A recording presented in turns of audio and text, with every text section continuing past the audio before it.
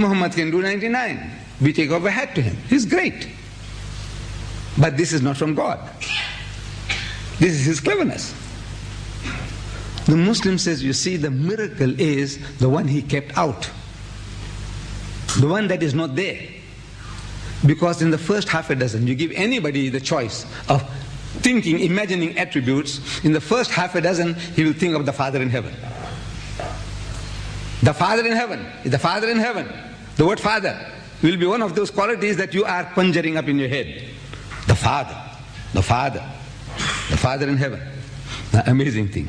Muhammad, the Prophet of God, through him Allah gives us 99 attributes, but Father is not one of them. Father is not one of them. The commonest thing, that thing is being dangled before him all the time. During his 23 years of his prophetic experience, from 40 to 63, he is giving us these verses, these attributes. But Father is kept out. Why? Because it had acquired other connotations. By itself, there's nothing wrong. Beautiful. The Father in heaven to me is a beautiful expression. But it has acquired other connotations. And in languages, words change their meanings. You see, we are talking, when I was going to school, and as a schoolboy, I was taught poetry. People must have also learned poetry. And in one of the poetries that I learned was a song we used to sing as little boys. It says, gentle lords and ladies gay, on the mountain dawns the day.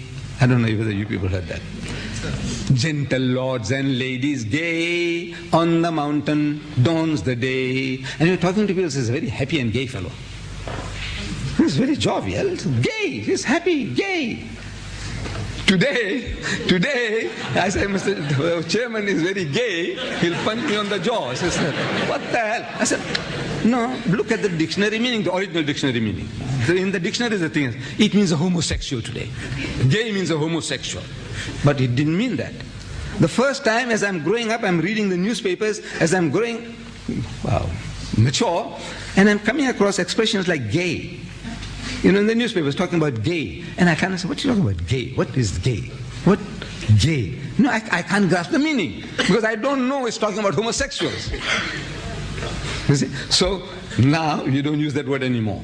The word comrade in America. Anybody said this guy, his address you, says, Comrade Clinton. Finish. He's finished. You know, he'll be counted as a commie, and he'll be taken up and interrogated and what do. Commie means a communist. Comrade was the guy who says comrade, use the word comrade, it means, it's a beautiful word, comrade, fellowship, companionship, sahaba.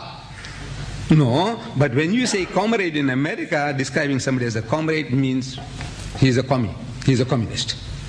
Can you see? Words change the meanings. So this word Father is being used by a great section of the believers in this world for God Almighty, saying that Jesus is the only begotten Son, begotten, not made. He's the Father, he's the Father of Jesus Christ. Physically, he is the Father, not like Adam. Adam was made by God. Every dog, pig and donkey was made by God. But Jesus is not like that. He is begotten by the Father. Because of that concept, the Holy Quran kept it out. 99 attributes, Father is not one of them.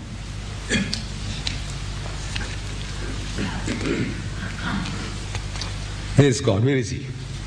Where is He? We say He permeates the whole universe. A Persian poet, he put it this way, he said, Man nagunjam dar zamino asma. Man nagunjam dar zamino asma. That the heavens and the earth cannot contain me. Dar dile mu'min bagunjam beguma. But the heart of the mu'min, the faithful, can most assuredly contain me.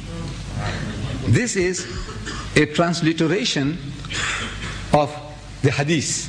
Our Nabi Karim sallallahu alaihi wasallam, he said, Qalb al-mu'min arshur rahman. That the heart of the mu'min is the throne of Allah. But he is not contained. He is not contained in anything. He is not contained anywhere. He permeates the whole universe.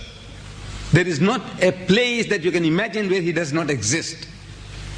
At times, questions have been thrown at me. They say, God can do anything. I say, no, He can't do anything. He can do everything. I say, He can't do everything. What are you talking about? I said that, you see, God, He can't make another God. Can He? He is the uncreated. When He creates, He is a created being. How can He create an uncreated? So He can't create another God, an uncreated. I said, He can't kick me out of His kingdom. He can incinerate me. He can abolish me, make me extinct. He can do whatever He likes. But He can't throw me out of His kingdom. Do you know that? Where does His kingdom end? Where is it that you say, now, beyond this, Allah doesn't operate beyond this? Where? Where can He kick you out of His kingdom? Whatever you think or imagine, it's His. So there are things, He says, no. There's only thing that He does godly things. He can't do things, ungodly things. Kick me out of His kingdom, and His kingdom permeates everything. But He is not contained. The Islamic concept is that He is not contained in anything. And we are given an ocean of knowledge, the whole complete concept in just 4 verses, which every Muslim child knows. The Surah Ikhlas, the chapter on purity, Ikhlas, we say Kul Huwallah. In these 4 surahs, we are given a concept of God. Every concept, any concept that you can imagine, you come with those ideas of yours. Either these 4 verses, in these 4 verses, you'll be able to confirm or reject. There is not a concept that you can think or imagine, which is not covered by these 4 verses. So our Nabi Kareem sallallahu alaihi wasallam, he said that person who reads Surah Ikhlas, he gets 1/3 the sawab, the blessings of reading the whole Quran. 1/3. Imagine, this is an encyclopedia. Just reading those 4 verses once, you get 1/3. 3 times you read, you get the sawab of reading the whole Quran. Only 14 sentences. I'm sorry, 12 sentences. 4 at a time. 4 times 3, 12. قل هو الله أحد الله الصمد لم يلد ولم يولد ولم يكن له كفوا أحد. Repeat it. And you got the sawab of reading the whole Quran. How do you account for that? How can you account for that? Just reading 12 sentences and you get the blessings of reading the whole book, an encyclopedia. How do you grasp that? Our Nabi Karim said so. You know what makes it so important? Those 4 sentences are the touchstone of theology. Theology is the study of religion. Theos in Greek means God. Theology means the study of God in religion. Theism is the belief in God. Monotheism, to believe in one God. Polytheism, to believe in many gods. Pantheism, to believe everything is God. Now, these are theism, theos. A theist who is not a theist, who doesn't believe in God. So these 4 verses are the touchstone of theology. There is no concept that you can think or imagine.